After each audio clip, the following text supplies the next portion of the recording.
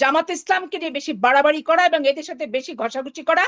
আর এই যে একটা জামাত ইসলামের আমির এই শফিকুর রহমান সাহেব নিজেকে এমন আধুনিকতার তত্ত্ব দিচ্ছে যেগুলোর সাথে বাস্তবতার কোনো মিল নাই। জামাত ইসলামের একটা ধর্ম ব্যবসায়ী। আমার আজকের অতিথি জামায়াতে ইসলামের আমির ডাক্তার শফিকুর রহমান এবং যুক্ত আছেন বিএনপির সাবেক সংসদ সদস্য সৈয়দা আসিফা আশরাফি পাপিয়া।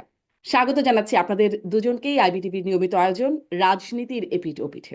ধন্যবাদ আপনাকে এবং আপনার শ্রোতা দর্শক মন্ডলীকেও ধন্যবাদ। আপনার কাছ থেকে শুরু করতে চাই, অনেক প্রশ্ন, যতটা সম্ভব উত্তর নেবার চেষ্টা করব। খালেদা জিয়া যখন বিদেশে যাচ্ছেন, লন্ডনে যাচ্ছেন, তখন জামায়াতের আমিরের সাথে প্রধান উপদেষ্টার বৈঠক চলছে বা বৈঠক হচ্ছে। এই ক্ষেত্রে আমি একটা কথা বলি, এই সরকারের সবচেয়ে অসহনীয় এবং অসহ্য বিষয় হচ্ছে এই জামাত ইসলামকে নিয়ে বেশি বাড়াবাড়ি করা এবং এদের সাথে বেশি ঘষাঘষি করা। আর এই যে একটা জামাত ইসলামের আমির এই শফিকুর রহমান সাহেব নিজেকে এমন আধুনিকতার তত্ত্ব দিচ্ছে যেগুলোর সাথে বাস্তবতার কোনো মিল নাই।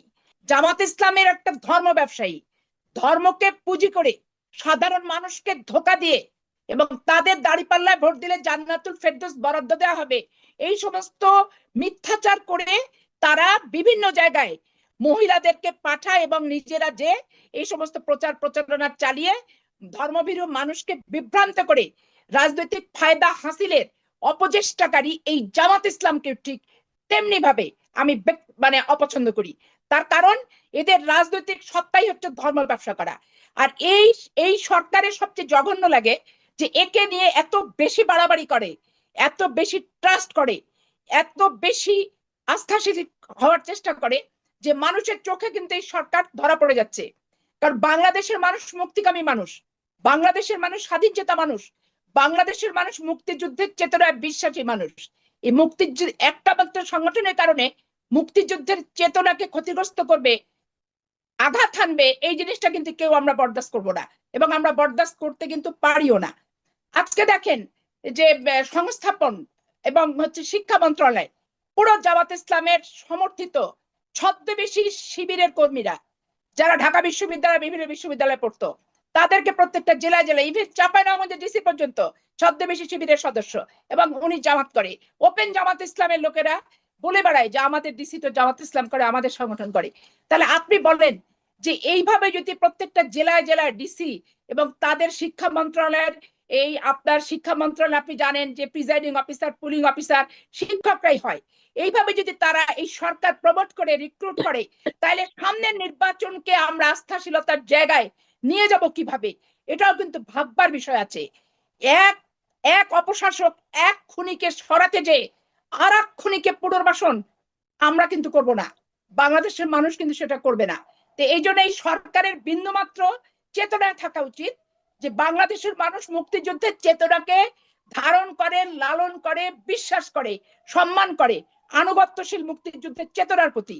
অতএব নাড়াঘাটা যে যাই করুক মোটামুটি ভাবে একটু লেভেল রেখে এদের চিন্তা করা দরকার, এমন কিছু করা উচিত না যাতে তারা বিতর্কিত হয়। এই জন্য এই সরকারের এই ব্যাপারে এখন আরেকটা কথা বলি, এই সরকার সংস্কার মাঝে মধ্যে হঠাৎ হঠাৎ স্বপ্ন দেখার মতো করে সংস্কার কথা উচ্চারণ করে যখন রাজনৈতিক সংগঠনগুলো বেশি সোচ্চার হয় যে নির্বাচনের দিন তারিখ নিয়ে।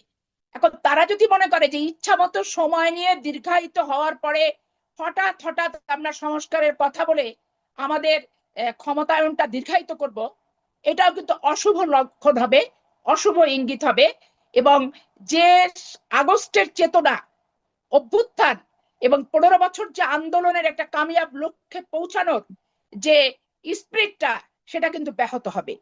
এরা যখন ক্ষমতার বিপক্ষে থেকে ক্ষমতাসীনদের নিয়ে এরা সমালোচনা করেছে, আজকে এরা বাজার দর নিয়ন্ত্রণ করতে ব্যর্থ, মানুষ মেনে নিচ্ছে দাঁতে দাঁত চেপে যে ঠিক আছে একটা অবৈধ শাসককে সরিয়ে এসছে, একটু সময় দিই। আজকে ট্রাফিক জ্যাম এত বেশি ঢাকা শহর গোটা বাংলাদেশে, সেখান থেকে ধরেন মানুষ নাভিশ্বাস এবং কোথাও কোনো সিস্টেম নাই, শৃঙ্খলা নাই, প্রশাসন নীরব হয়ে বসে আছে, কোনো কার্যকারিতা নাই, টেবিল চেয়ার আছে, পোস্ট আছে, বেতন খাচ্ছে কিন্তু ভূমিকা নাই। কারণ প্রশাসনে এত অবৈধ শাসনের ক্ষমতা প্রয়োগ করে অভ্যস্ত হয়ে গেছে যে তারা বৈধ শাসনের কথা কি করা উচিত, দায়িত্ব এবং কর্তব্য বোধটাও কিন্তু তারা ভুলে গেছে। এমত অবস্থায় ইনারা যদি মনে করেন দল গঠন করব, ক্ষমতায় বসে থাকবো, থেকে একটা পাতানো নির্বাচন দিব, বাংলাদেশের মানুষ কখনোই কোনো এই অবৈধ এবং এই টাইপের মানসিকতা সম্পন্ন সংগঠন ব্যক্তি এদেরকে মেনে নেয়নি, সমর্থন দেয়নি, মানবে না, মানতে পারে না। এটাই হচ্ছে চরম পাতানো সত্য কথা। নির্বাচনের সংখ্যা কেন করছেন? যেভাবে ডিসি এবং শিক্ষা মন্ত্রণালয় নিয়োগ দিচ্ছে এবং বিভিন্ন জেলায় জেলায় জামাত ইসলামকে যেভাবে প্রশাসনিকভাবে যে দৌরাত্ম্যটা আমি উপলব্ধি করছি এবং কিছু কিছু ক্ষেত্রে আমি নিজে প্রত্যক্ষভাবে অবলোকন করছি, এতে আমার সন্দেহ হচ্ছে প্রথমত। দ্বিতীয়ত হচ্ছে এরা যদি সংগঠন তৈরি করে, তাহলে ক্ষমতায় থেকে সংগঠন তৈরি করলে তাদের অধীনে কি পাতানো নির্বাচন ছাড়া অবাধ, সুষ্ঠু, নিরপেক্ষ, গ্রহণযোগ্য সার্বজনীন নির্বাচন হওয়ার কোনো সম্ভাবনা থাকে কি? থাকে তো না। আমরা তো ক্ষমতার বাইরে, আমরা আগেও বলেছি যে আমরা নিজেরাও ক্ষমতা থেকে নির্বাচন দিতে চাই না, আর কেউ ক্ষমতা থেকে নির্বাচন দেখ এটা আমরা চাই না। এই সরকার জামাত ইসলামীকে নিয়ে অতি বাড়াবাড়ি, মাখামাখি, ঘষাঘষি এই বিষয়গুলো যে করছে, আসিফ পাপিয়া বলছিলেন, আপনারা এটিকে মানে ঠিক এভাবেই দেখেন কি? আসলে কি এরকম কিছু আপনাদেরও মনে হচ্ছে? বিএনপি তো আমার সামনে নাই, আপনি আছেন। আপনি একজন সচেতন সাংবাদিক হিসাবে আপনি কি একটু বলবেন যে উপদেষ্টা পরিষদের কোন লোকটা জামাত ইসলামের? আপনাকে জানা আছে, একটু বলতে পারবেন?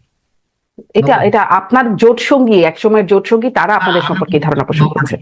Nobody is there. তারা কারা?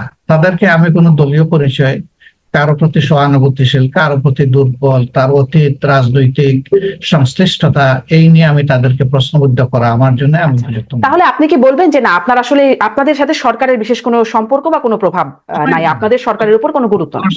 10টা দলের যেমন আমাদেরও তেমন, প্রশ্নই উঠে। জি, এই যদি এটা বলে থাকেন, এটা আরেকটা আনজাস্ট। আপনার কাছে এবার একটু আসি যে আপনারা রাষ্ট্র সংস্কারে যে 41 দফা প্রস্তাব দিয়েছেন, সেই বিষয়গুলো নিয়ে কয়েকটা বিষয় একটু কথা বলতে চাইবো। আপনারা বলছেন বিচার বিভাগকে নির্বাহী বিভাগ থেকে আলাদা করা বহুদিনের দাবি, এরকম একটা দাবি আছে। বিভিন্ন ন্যায় বিচার নিশ্চিতে আইন সংস্কার, পুলিশ সংস্কার, দুদককে শক্তিশালী করা, পুলিশ আইন পরিবর্তন, এরকম বেশ কিছু, মানে যেহেতু 41টা দফা, অনেক কিছু আছে আপনাদের সেই দফায়। আপনারা তো 2001 থেকে 6 বিএনপি জামাত জোট সরকার করেছিল, তখন এই বিষয়গুলো নিয়ে কেন ভাবেননি? মানে বিচার বিভাগকে পৃথকীকরণ, এই বিষয়গুলো তো পুরনো বিষয় ছিল, তখন কেন এই বিষয়গুলো নিয়ে আপনারা কাজ করেননি? প্রশ্ন করেছেন। আমি মিডিয়ার সামনে এই প্রশ্নের মুখোমুখি বারবার হয়েছি এবং আপনার কাছ থেকেও আজকে আবার হলাম। এই জন্য আপনাকে ওয়েলকাম এই প্রশ্ন করার জন্য। এই বিষয়গুলো, অতীতের অভিজ্ঞতাগুলো সামনে রেখেই এবারকার এই ইন্টারিম গভর্নমেন্টের জন্য আমরা মূল থেকেই বলে আসছিলাম যে তাদেরকে যৌক্তিক সময় দিতে হবে। আমরা কিন্তু মূল থেকে কোনো সময় বেঁধে দেইনি যে এতটুকু সময়ের সীমাবদ্ধতার মধ্যে যা পারেন আপনাদেরকে করতে হবে, ওটা আমরা বলি নাই। আমরা বলছি যে এই সরকারকে এই মৌলিক জায়গাগুলোতে সংস্কার করে ফেলতে হবে। কারণ এটা আমরা অতীতেও দেখেছি যে আমরা যখন রাজপথে থাকি, রাজনৈতিক দলগুলো, আমি শুধু আমার দলের কথা বলছি না, আমি সবার কথা বলছি, আমরা যখন রাজপথে থাকি রাজনৈতিক দলগুলো, তখন অনেকগুলা ব্ল্যাক লর ব্যাপারে আমরা আমাদের কনসার্ন আমরা এক্সপ্রেস করি যে আমরা এতে উদ্বিগ্ন, জাতির এই ক্ষতি হবে, এটা পরিবর্তন করা দরকার, এটা থামিয়ে দেওয়া দরকার। কিন্তু সেই আমরাই যখন আবার দেশ শাসনের সুযোগ পেয়েছি, আমরা তখন সাথে সাথে এটা ভুলে গেছি। প্রত্যেকটা দলের একই অবস্থান ছিল, এটা আমার নির্দ্বিধায় স্বীকার করতে কোনো অসুবিধা নেই। এই জন্য আমরা চাই যে গভর্নমেন্টটা কোনো দলের নয়, যে গভর্নমেন্টটা একটা ঐক্যমতের সরকার, যাদেরকে আমরা দায়িত্ব দিয়ে বসিয়েছি। তারা নির্বাচিত হয়ে এখানে আসেননি, ভোট প্রার্থী হয়ে আসেননি, তারা এসেছেন জনগণের আকাঙ্ক্ষা ফুলফিল করুন। এই সরকার দ্বারা এই কাজগুলো আমাদের সমাধান হয়ে যাওয়া দরকার। এই জন্য আমাদের এই ক্ষেত্রে ভয়েস ক্লিয়ার এন্ড লাউড, একেবারে পরিষ্কার। আমরা চাই না। তারেক রহমান কবে ফিরবেন, এই বিষয়ে কি আপনাদের ধারণা আছে? তারেক রহমান কবে ফিরবেন এই বিষয়ে আমি যে পর্যায়ের দলে আমার অবস্থান, এই উত্তর আমার পক্ষে স্পষ্ট করে দেওয়াটা সম্ভবপর নয়। এটা স্থায়ী কমিটির যারা সদস্য আছেন, মহাসচিব আছেন, নেতৃত্বস্থানীয় ব্যক্তি আছেন, যাদের সাথে সার্বক্ষণিক বাংলাদেশের রাজনীতি এবং বিএনপির সংগঠন এই সমস্ত নিয়ে তারেক রহমানের সাথে সার্বক্ষণিক কথাবার্তা হয়, ওনারা এই উত্তরটা যথোপযুক্তভাবে দিতে পারবেন। যার কারণে এই উত্তর দেওয়ার ক্ষেত্রে আমি অপারগতা প্রকাশ করছি।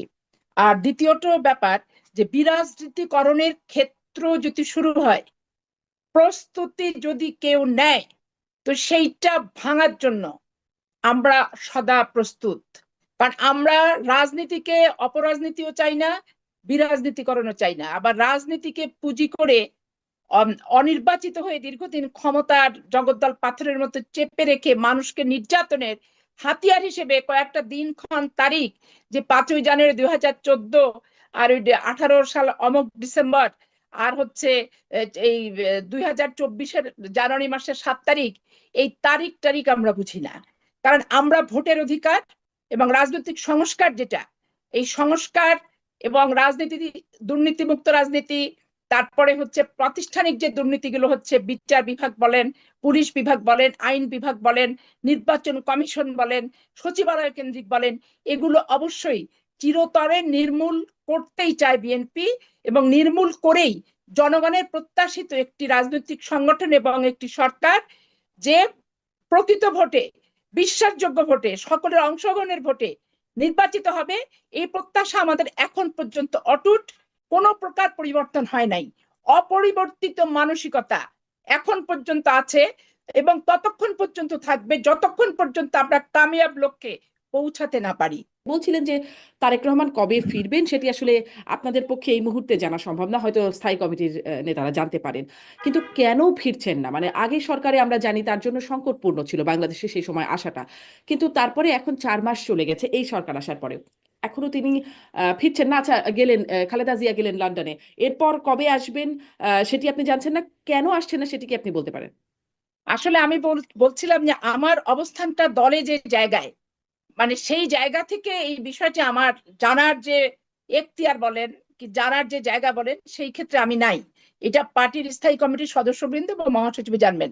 তবে আমার সুস্থ জ্ঞানে আমি যেটা বুঝি, যে তারেক রহমান সাহেব 15 বছর উনি এই যে পারিবারিক রাজনীতির যে বিষয়টা আসছে, রুহুল হোসেন প্রিন্স ভাই তুললেন, এখানে দেখেন জিয়াউর রহমান যখন নির্মমভাবে নিহত হয় 30শে মে 1981 সালে চট্টগ্রাম সার্কিট হাউসে, তখন পার্টি বেগম খালেদা জিয়াকে ছাড়া বিভিন্ন জনকে